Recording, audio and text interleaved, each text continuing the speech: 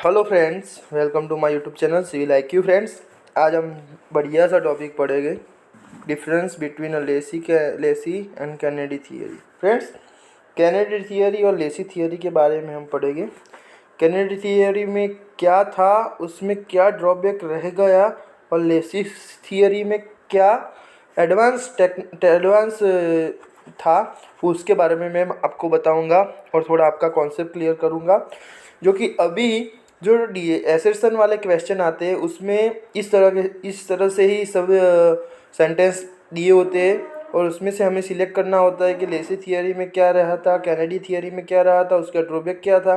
तो ये आपको बहुत ही यूज़फुल रहेगा। इसमें मैंने सब कुछ इंक्लूड करने का ट्राई किया है फ्रेंड्स, तो आपको इससे ज़्यादा कंफ्यूजन नहीं रहेगा। फ्रेंड्स, पहले तो मैंने छः छः ऐसे सेंटेंस दे दिए जिसमें कैनेडी और लेसी थियरी का बेसिक मतलब पता चल जाता है। उसके बाद मैंने थोड़ा उसमें फ्रेंड्स मैंने उसके बारे में थोड़ा डिस्कशन किया है कि कैनेडी थियरी क्या है, लेसी थियरी क्या है, और उसमें किस तरह की चैनल रहती है और किस तरह का एडीज जनरेट होते हैं, उसके बारे में मैंने थोड़ा दिया है। तो फ्रेंड्स, चलो हम देखते हैं कैनेडी थियरी। पहले मैं कैनेडी थियरी के बाद में बात करूँगा, उसके बाद मैं लेसी थियरी की बात करूँगा। फ्रेंड्स, यहाँ पे हम तर्क तर्क तर्क से बात करेंगे कि क्या रहता है, कैनेडी थियरी क्या थी और उसमें क्या ड्रॉबैक्स रह गए फ्रेंड्स, वो हम देखेंगे ज़्यादातर। तो सबसे पहले तो कैनेडी थियरी फ्रेंड्स, सबसे पहले हम कैनेडी थियरी और लेसी थियरी फ्रेंड्स,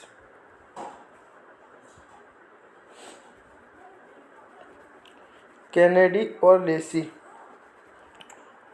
के बारे में हम देखेंगे फ्रेंड्स। ओके फ्रेंड्स, फिर सबसे पहले कैनेडी थियरी में ट्रेपेजोइडल सेक्शन था, जबकि लेसी थियरी में सेमी इलिप्टिकल चैनल था। तब सेमी इलिप्टिकल चैनल इस तरह का रहता है फ्रेंड्स। तो ये आपको बिल्कुल पता है। इसमें भी फ्रेंड्स थोड़े थोड़े इस तरह का भी रहता है। उसमें मैंने नीचे थोड़ी देर बाद बात करूँगा कि सिल्ट के लिए कौन सा रहता है, कोर्स सिल्ट के लिए कैसा रहता है, मीडियम सिल्ट के लिए कैसा रहता है, ये उसके बारे में मैं बात करूँगा। उसके बाद सेकंड, कैनेडी थियरी में applicable for LUL choice channel, वो LUL चैनल के लिए एप्लीकेबल था, जबकि लेसी थियरी में applicable for LUL channel as well as for river में फ्रेंड्स नॉन LUL भी चैनल रहता है।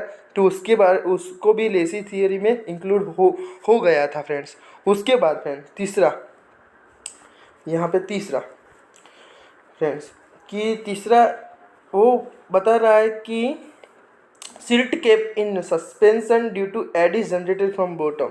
अब फ्रेंड्स, कैनेडी में एक बात बिल्कुल थी कि जो कैनेडी की हम जब बात करते हैं तो रेक्टेंगल टाइप का रहता है, इस तरीके सा। ओके, तो फ्रेंड्स इसमें जो एडीज जनरेट होते थे, यहाँ पे हमारे सिल्ट के कंपोनेंट है, और एडीज जनरेट होते थे हमारे बॉटम से, और ये सिर्फ बॉटम से जनरेट होते थे फ्रेंड्स। जबकि यहाँ पे हमने इस लेसी ने ऐसी बात की थी कि इस तरीके से हमारी चैनल है, तो ये हमारा रहता है विड्थ B, ये हमारा रहता है स्लोप S, और ये हमारी रहती है डेप्थ। तो ये जब बेड पे ही रहते हैं, ये जब एडीज जनरेट होते हैं बेड पे भी होते हैं, एज वेल एज साइड से भी जनरेट होते हैं। उसके बारे में भी मैंने नीचे डिप में बात की है। तो साइड से भी जनरेट होते हैं, और ये इस पूरे को पेरीमीटर बोलते हैं, पेरीमीटर बोलते हैं फ्रेंड्स। तो ये बात आप अच्छे से जान लीजिए। ओके फ्रेंड्स, फिर फ्रेंड्स मैं चौथे की बात करूँगा कि चौथे में नंबर ऑफ इक्वी फॉर बेड स्लोप, और फ्रेंड्स इसमें गिव इक्वी to calculate bed slope. Okay, bed slope करके कैलकुलेट करना है, यहाँ पे अकेला बेड स्लोप कैलकुलेट करना है फ्रेंड्स। ओके फ्रेंड्स, उसके बाद पांचवा, उसके बाद फ्रेंड्स फिफ्थ में फ्रेंड्स इस तरह recommended Kutter equation for find velocity, और इसमें अब खुद की आउन वेलोसिटी का इक्वेशन दिया था वो v0 वाला फ्रेंड्स। तो आप वो उसमें भी मैंने नीचे पूरा मैंने उसका डिस्कशन किया है, किस तरीके से दिया है इक्वेशन, क्या दिया है इक्वेशन में, एन क्या बोलते हैं उसमें सारे में मैंने पूरा बताया है फ्रेंड्स। और ये फ्रेंड्स छठा है ट्रायल एंड एरर प्रोसीड्यूर है कैनेडी की, ये सॉरी फ्रेंड, ये ट्रायल एंड एरर प्रोसीड्यूर है 6 में, और इसमें डायरेक्ट प्रोसीड्यूर है। अब फ्रेंड्स हम मेन चीज़ पे आएंगे फ्रेंड्स कि पूरी प्रोसेस क्या है। तो यहाँ पे फ्रेंड्स मैं आपको पूरा आपका ध्यान दूंगा मैं।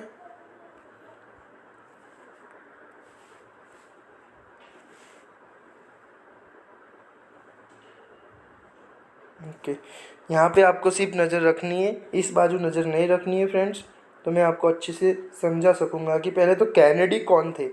तो कैनेडी बहुत ही जाने माने इंजीनियर थे, एग्जीक्यूटिव इंजीनियर थे फ्रेंड्स, डबल ई थे। इरिगेशन डिपार्टमेंट इन पंजाब, जो कि अभी का पाकिस्तान में इंक्लूड है, डिपार्टमेंट इन पंजाब। और उन्होंने फ्रेंड्स 1895 में ये इक्वेशन देने का ट्राई किया था। और फ्रेंड्स अब उसमें ये इक्वेशन जब बना रहे थे तो उसमें प्रॉब्लम तो फ्रेंड बेड स्लोप पे सिल्टिंग और स्कोरिंग था। आपको मैं बता दूं कि सिल्टिंग क्या होती है। सिल्टिंग एक डिपॉजिट होती है और स्कोरिंग इरोजन होता है, ये आप अच्छे से जान लीजिए फ्रेंड। कई कई बार एक क्वेश्चन भी आते हैं कि सिल्टिंग में क्या होता है, स्कोरिंग में क्या होता है। बच्चे कंफ्यूज हो जाते हैं कि स्कोरिंग क्या होता है और सिल्टिंग क्या होता है। तो सिल्टिंग फ्रेंड्स डिपॉजिट होती है। आप सिल्टिंग तो उसका मतलब सिल्ट जमा रहता है, और डिस्कोरिंग उसका मतलब इरोजन होता है। ओके फ्रेंड्स, तो फ्रेंड्स इसमें कैनेडी ऐसे बता रहे हैं कि सिल्टिंग और scouring problem to apply all structure which built in whole over India, कि जो स्ट्रक्चर हम बनाते हैं, जो रिवर पे हम स्ट्रक्चर बनाते हैं, उसमें सिल्टिंग और स्कोरिंग का प्रॉब्लम रहता ही है ऑल ओवर इंडिया। ऐसा कैनेडी बता रहे थे फ्रेंड्स। उसके बाद फ्रेंड्स उसमें उस यहाँ पे मैंने गुजराती में लिखा है, पर आपको मैं हिंदी में अच्छे से पढ़ा दूंगा क्योंकि ये मेरी आउन नोट है और मैंने अच्छे उस टाइम पे मैंने गुजराती में लिखी थी फ्रेंड्स। तो यहाँ पे कैनाल में जब पानी फ्लो करता है तो उसके साथ साथ फ्रेंड्स सिल्ट भी फ्लो करते हैं। मैंने यहाँ पे ऐसा लिखा है कि कैनाल में जब पानी फ्लो करता है उसके साथ साथ फ्रेंड्स सिल्ट भी फ्लो करते हैं, और उसको रोकने के लिए एडिस जनरेट होता है। और ये एडिस फ्रेंड्स वर्टिकल जबकि हमारे जो कंपोनेंट होते हैं ना, जो सिल्ट रहती है उसको वर्टिकल में पुश करता है, और सिल्ट का सेल्फ वेट होता है वो यहाँ पे नीचे नीचे की तरफ पुश करते हैं। तो इस तरीके से फ्रेंड्स एडिस जनरेट होते हैं फ्रेंड्स। यहाँ पे ये कैनाल की मैं बात कर रहा हूँ कि जहाँ इस तरीके से प्रोसेस रहती है, जहाँ पे एडिस जनरेट होते हैं बेड स्लो पे। ये बिल्कुल याद रखना कि ये कैनेडी की जो थियरी है उसमें बेड स्लो पे एडिस जनरेट होते हैं, ये आपको बिल्कुल याद रखना है फ्रेंड्स। उसके बाद मैंने यहाँ पे बात की है कि सेडिमेंट का जो सेल्फ वेट है, जो एसएफ है सेडिमेंट का, वो उसे नीचे ले लाने का काम करते हैं। ओके फ्रेंड्स, उसके बाद यहाँ पे मैंने बताया उस तरीके से। उसके बाद फ्रेंड्स अजम्पशन इस तरह का है कि the eddies current is generated because of friction between flowing water and roughness of canal bed. अब एडिस इसके लिए जनरेट होते हैं कि फ्रिक्शन बिटवीन फ्लोइंग वाटर, पानी जो बहता पानी, और रफनेस ऑफ कैनाल बेड, और कैनाल का बेड के कारण जो फ्रिक्शन पे होता है उसके कारण एडिस जनरेट होते हैं। यह एक बात हो गई। उसके बाद दूसरा एजम्पशन है जब वाटर फ्लो होता है एंड उसके कारण एडिस जनरेट होते हैं फ्रेंड्स। ये दूसरा अजम्पशन है। पहला अजम्पशन ऐसा है कि एडिस जनरेट होते हैं उसके कारण मेन कारण है फ्रिक्शन। दूसरा अजम्पशन ऐसा है कि जब वाटर फ्लो होता है वो उसके कारण एडिस जनरेट होते हैं। और तीसरा कारण है the quality of suspended silt is proportional to bed width, और सस्पेंडेड सिल्ट का वो प्रोपोर्शनल टू बेड की विड्थ के कारण होता है। ओके फ्रेंड्स, ये तीन है जो फ्रेंड्स हमारे अजम्पशन है। उसके बाद ये यहाँ पे हम पहुँचे, अब देखने का यहाँ से है फ्रेंड्स। ओके, तो बेड बेड के कारण हमें पता चलेगा कि जो सस्पेंडेड सिल्ट है वो कोर्स है कि उसकी साइज कौन सी है सिल्ट, उस वो हमें पता चलेगा। उसके बाद ये थियरी किनको लागू पड़ती है या किनको किनको सूट होती है, किनको सूट नहीं होती, उसके बारे में हम देखेंगे कि ये सैंडी सिल्ट को सूट होती है या ग्रेड सिल्ट को सूट होती है। इसके बारे में भी हम देखेंगे फ्रेंड्स। तो ये कैनेडी थियरी इस तरीके से बिहेव करती है फ्रेंड्स। तो फ्रेंड्स तीसरी बात ये है कि ये सब को रोकने के लिए कैनेडी ने एक इक्वेशन बनाया और इस इक्वेशन का नाम है क्रिटिकल वेलोसिटी, जो सिल्टिंग और स्कोरिंग को रोक सकती है। यहाँ पे क्रिटिकल वेलोसिटी का नोटेशन यहाँ पे v0 है जो कैनेडी ने बनाया, और उसमें CD उसका इक्वेशन इस तरीके से रहता है कि v0 is equal to c into d raise to n। अब c कांस्टेंट है, d फ्रेंड्स डायमीटर है, और n रहता है जो इंडेक्स नंबर रहता है फ्रेंड्स। तो फ्रेंड्स ये इक्वेशन दिया कैनेडी ने। उसके बाद n की वैल्यू है वो किस तरीके से वेरी करती है, जबकि d की वैल्यू तो दी होती है और कांस्टेंट भी c भी दिया होता है। तो n की वैल्यू किस तरीके से वेरी होगी उसके, तो n की वैल्यू जब अर्थ रहता है तो 0.0225 रहता है, जब मेसोनरी रहता है तो 0.02 रहता है, और कंक्रीट रहता है तो 0.013 से 0.01418 रहता है। तो ये बिल्कुल इस तरीके से रहता है। उसके बाद फ्रेंड्स मॉडिफाइड इक्वेशन भी उन्होंने दिया। क्यों दिया, तो जब एल्यूवियल सॉइल रहती है तो फ्रेंड्स क्या होता है, तो जब एल्यूवियल सॉइल जब पहले जो दिया था वो एल्यूवियल सॉइल के लिए नहीं था, बट उनके बाद में उन्होंने देखा कि यहाँ पे एल्यूवियल सॉइल भी रहती है। जब एल्यूवियल सॉइल में फ्रेंड्स सिल्ट और क्ले का मिश्रण रहता है तो वो एल्यूवियल सॉइल में रहता है, और एल्यूवियल सॉइल के कारण उन्होंने थोड़ा इक्वेशन अपना मॉडिफाइड किया, और मॉडिफाइड इक्वेशन में critical velocity v0 is equal to 0.55 m d raise to 0.64। यहाँ पे m का मतलब यहाँ पे हम ले सकते हैं क्रिटिकल वेलोसिटी रेशियो, और वो भी एक टाइप के एन के तरीके से अलग अलग रहता है, उसके भी डायमेंशन अलग अलग रहते हैं, वो फिक्स रहता है फ्रेंड्स। तो यहाँ पे ये बात बिल्कुल जान लेनी चाहिए। तो आपको मैंने कैनेडी थियरी के बारे में पूरा बता दिया कि उसमें बेड स्लोप से जनरेट होता है, एडिस जो जनरेट होता है वो बेड स्लोप से होता है। एडिस किसके कारण जनरेट होता है, तो फ्रिक्शन के कारण जनरेट होता है। एडिस क्यों हमारे बेड स्लोप पे रहता है, क्योंकि वो उसका सेल्फ वेट रहता है जो उनको वो नीचे लाता है, तो उसके कारण वो बेड स्लोप पे रहता है। उसके दो इक्वेशन होते हैं फ्रेंड्स, क्रिटिकल वेलोसिटी, और उसका सेक्शन रहता है ट्रेपेजोइडल सेक्शन। ये कैनेडी की थियरी है फ्रेंड्स। इसमें ज़्यादा कुछ है नहीं, पर लेसी ने ज़्यादा कुछ दिया था कि लेसी ने पूरा इसका 3 इक्वेशन दे दिए थे। उसके बारे में हम अब बात करेंगे लेसी ने क्या क्या बताया था। ओके फ्रेंड्स, तो हम लेसी के बारे में अब बात करेंगे। तो चलो हम लेसी के बारे में देखेंगे कि अब हम लेसी के बारे में ही देखेंगे।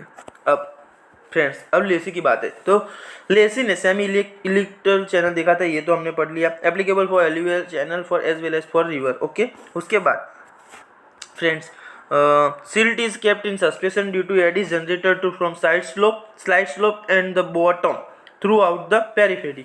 वो उनको फ्रेंड्स कंबाइन में पेरीफेरी बोलते हैं। उसके बाद give equation two calculate a bed slope का इक्वेशन दिया, उससे हम बेड स्लोप गिन सकते हैं। उसके बाद गिव हिज आउन वेलोसिटी इक्वेशन, उसका खुद का वेलोसिटी इक्वेशन दिया, और डायरेक्ट प्रोसीड्यूर है, ट्रायल एंड एरर नहीं है। इन्होंने पूरा बताया, इसलिए ये ट्रायल एरर नहीं है फ्रेंड्स। तो कैनेडी जो सक्सेस नहीं हुए थे। अब कैनेडी का एक बात यहाँ पे मैं बता सकता हूँ कि कैनेडी से जो लेसी थियरी है वो एडवांस वर्जन है, वो तो बात आपको माननी पड़ेगी फ्रेंड्स। उसके बाद Lacey said eddies generated bed slope as well as Lacey said eddy generated to bottom, यानी कि bed as well as side. Okay, as well as side.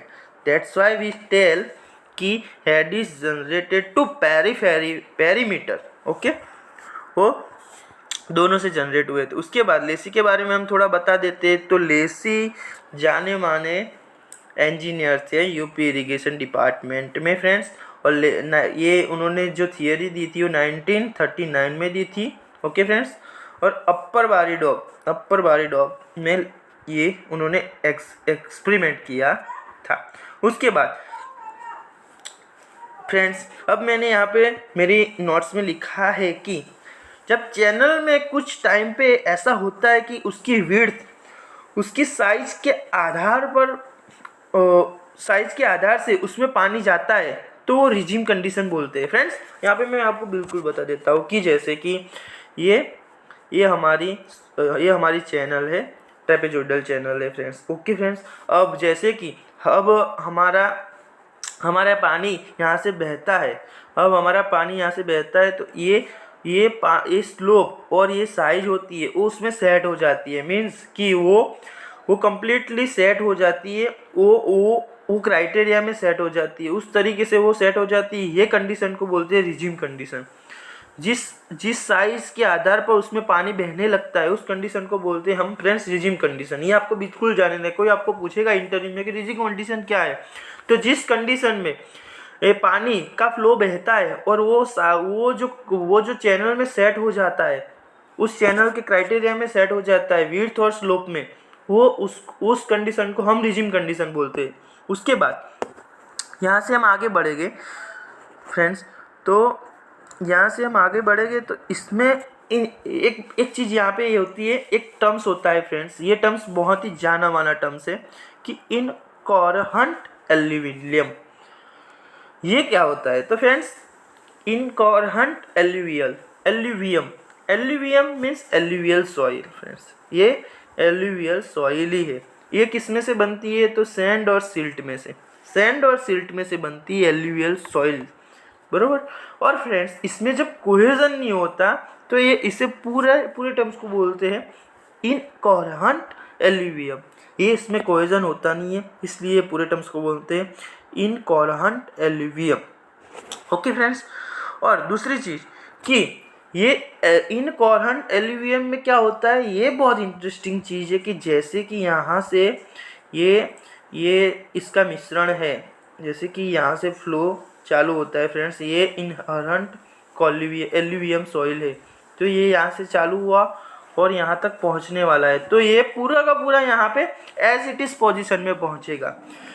ये पूरा का पूरा यहाँ से एज इट इज़ पोजीशन में पहुँचेगा, तो इसको इनहरेंट एल्यूवियम सॉइल बोलते हैं कि यहाँ पे कहीं लॉस नहीं होगा। ये जो रहता है ना मिश्रण, इसका कहीं लॉस नहीं होगा, तो उसे बोलते हैं इनहरेंट एल्यूवियम सॉइल।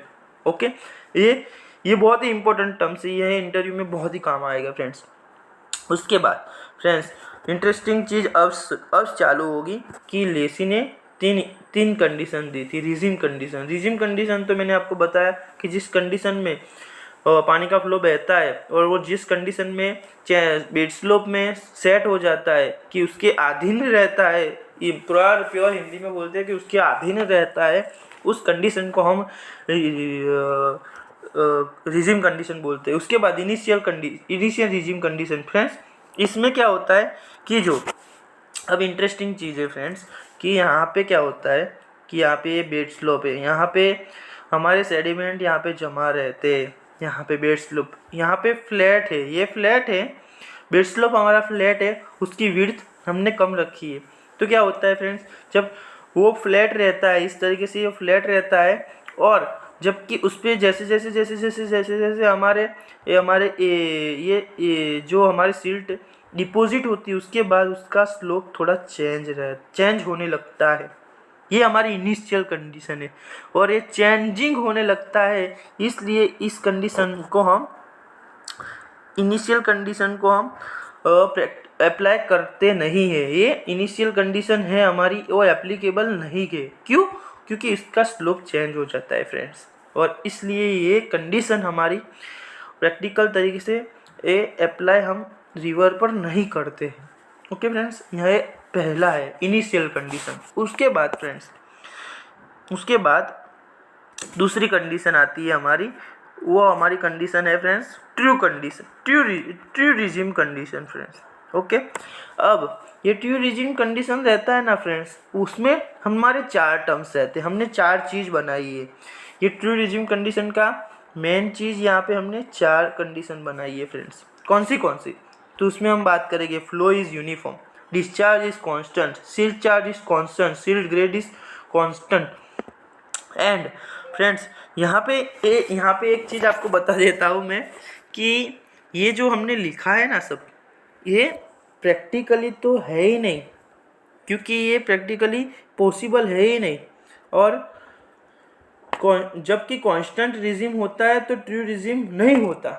ये बात आपको सोच लेना चाहिए कि डिस्चार्ज कांस्टेंट रहता नहीं है, क्योंकि डिस्चार्ज में थोड़ा वेरिएशन आता है। सील्ड चार्ज भी कांस्टेंट रहता नहीं है, क्योंकि सील्ड चार्ज में क्या होता है कि जैसे कि स्टार्टिंग में ज़्यादा रहता है, उसके बाद कम रहता है। सील्ड ग्रेड में ऐसा होता है कि स्टार्टिंग में थोड़ी कोर्स होते हैं, उसके बाद इरोजन होते होते फ्रेंड्स रिवर में उसका ग्रेड कम हो जाता है। ये प्रैक्टिकली पॉसिबल है ही नहीं फ्रेंड्स। तो ये भी इनिशियल रिजिम तो पॉसिबल नहीं थी। उसके बाद फ्रेंड्स सेकेंड आया ट्रू रिजिम, वो भी पॉसिबल नहीं है। तो अब फ्रेंड्स अब क्या होता है कि ये इमेजिनरी कंडीशन है, इसको हम फ्रेंड्स बोलते हैं, ये टर्म्स को, ये सेकेंड वाला होता है ना जो, वो कंडीशन को बोलते हैं इमेजिनरी कंडीशन फ्रेंड्स। ये ट्रू रिजिम कंडीशन को हम बोलते हैं इमेजिनरी कंडीशन फ्रेंड्स। ओके, तो ये आपको बिल्कुल याद रखना है, क्योंकि एक बार एग्जाम में पूछ लेते हैं कि ट्रू रिजिम कंडीशन को दूसरे तरीके से हम क्या बोलते हैं, तो इमेजिनरी कंडीशन बोलते हैं। तो लेसी ने भी उसको इमेजिनरी कंडीशन ही मान लिया था। फिर फाइनल कंडीशन आई फ्रेंड्स कि उसके बाद जाके उसको इंजीनियर लेसी को फाइनल रिजिम कंडीशन मिली। वो उसको इसमें उन्होंने अच्छी बात की थी कि फ्रेंड्स यहाँ पे ये एक चैनल है, इसमें ये रहता है जो विड्थ रहता है, ये रहता है, ये डेप्थ रहता है, ये साइड स्लोप रहता है फ्रेंड्स। ये 3 चीज़ें, ओके, अंडरस्टैंड फ्रेंड्स। उसके बाद ये 3 चीज़ होती है। उसके बाद फ्रेंड्स हम यहाँ पे सॉरी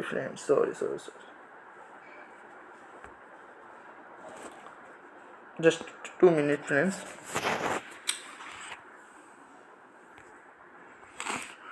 सॉरी फ्रेंड्स, ये थोड़ा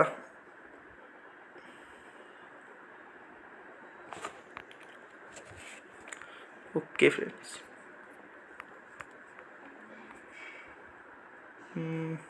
बैक लगा के 2 मिनट फ्रेंड्स, हम फिर से वहाँ आ जाएंगे। Okay friends, sorry for disturbance friends. Okay, यही है ना, हाँ ओके। अब यहाँ पे हम तीसरी की बात करते हैं फ्रेंड्स। तो उसमें क्या होता है कि 3 हमारे पैरामीटर है कि हम सबसे पहले तो फ्रेंड्स डिस्चार्ज, उसके बाद पैरामीटर, सभी पैरामीटर, यानी कि पैरामीटर में हम विड्थ, डेप्थ, साइड स्लोप, ये 3। उसके बाद डिस्चार्ज जो हमारा निकलता है वो विड्थ, डेप्थ और साइड स्लोप, ये सभी कंडीशन में इक्विलिब्रियम में कंडीशन में हो जाता है। मीन्स इसमें वो सभी कंडीशन में अप्लाई हो जाता है, यानी कि सभी क्राइटेरिया सेट हो जाते हैं फ्रेंड्स। तो उस कंडीशन को बोलते हैं हम फाइनल कंडीशन फ्रेंड्स। ये फाइनल कंडीशन है, रिजिम फाइनल कंडीशन। अब उसमें क्या होता है कि ये प्रैक्टिकली पॉसिबल भी है कि ये होता भी है फ्रेंड्स। ओके, और ये कंडीशन में हाँ, तब मेन चीज़ है फ्रेंड्स, ये कौन से सेक्शन में पॉसिबल है। तो सेक्शन हमारा इस तरीके का रहता है फ्रेंड्स कि सेमी इलेक्टिबल क्रॉस सेक्शन। ये सभी हमारे जो एक्सपेरिमेंट हुए थे इस तरीके से हुए थे। अब यहाँ पे ये जो पहला वाला होता है वो कोर्स सिल्ट के लिए होता है, जो दूसरा वाला रहता है वो मीडियम के लिए होता है, और ये एकदम फाइन वो सबसे छोटी वाली सिल्ट के लिए रहता है कि फाइन सिल्ट के लिए रहता है। ओके फ्रेंड्स, ये 3 चीज़ हमने यहाँ पे बता दिए। और ये फाइनल रिजिम कंडीशन में मैंने बताया उस तरीके से, आपको फिर से भी पता नहीं चला होता तो मैं आपको फिर से बता देता हूँ कि जबकि हमारा डिस्चार्ज, हमारा फ्लो रहता है, वो सभी पैरामीटर में सेट हो जाता है, वो पैरामीटर को एप्लीकेबल रहता है। Means I say it to you कि हाई we have a 3 parameter, width, depth and side slope. Okay friends, तो when our flow is pushed down in channel, तो all parameter to set every criteria, and and also to we get equilibrium condition, and also set to equilibrium condition, then we said it is applicable possible, and that's why we tell final regime, its equation is said, equation is final regime condition application. Okay friends, ये possible भी है, इसका section भी मैंने बताया semi इलिप्टिबल। वो जैसे कि हमारा शील्ड का ग्रेड रहता है, उस तरीके से हम उसको कैसे क्रॉस सेक्शन कैसा बनता है उसके बारे में भी मैंने बता दिया अच्छे से। यहाँ पे फ्रेंड्स फिर से मैं बताता हूँ कि अब चौथी कंडीशन रहती है परमानेंट रिजिम कंडीशन, वो एल्यूवियल सॉइल के लिए रहती है। फ्रेंड्स, ये कंडीशन किसके लिए है? तो ये कंडीशन सिल्टिंग और स्कोरिंग नहीं होगा, ऐसा मान लेने के बाद ये कंडीशन हम अप्लाई करते हैं। ओके फ्रेंड्स, और यहाँ पे मैंने जैसे बताया सेमी इलिप्टिबल क्रॉस सेक्शन, ये उसकी बात की गई है। तो ये पूरा आपको मैं अच्छे से पढ़ा लिया है फ्रेंड्स।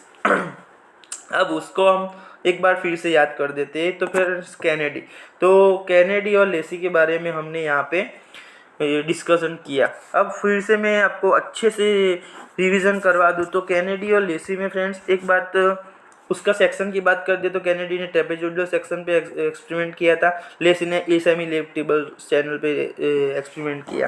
कैनेडी ने एल्यूवियल सॉइल पे किया था, लेसी ने alluvial plus non alluvial soil पे भी किया। फिर उसके बाद कैनेडी के जो एडिस जनरेट होते थे वो बेड स्लोप पे होते थे, लेसी के एडिस जनरेट होते हैं वो बेड स्लोप प्लस साइड यानी पेरीमीटर में होते हैं। उसके बाद फ्रेंड्स कैनेडी का था वो ट्रायल एंड एरर था, इसका डायरेक्ट प्रोसीड्यूर था। कैनेडी ने 2 इक्वेशन दिए थे अच्छे से, और क्रिटिकल वेलोसिटी के बारे में बताया था। लेसी ने खुद का इक्वेशन दिया था फ्रेंड्स।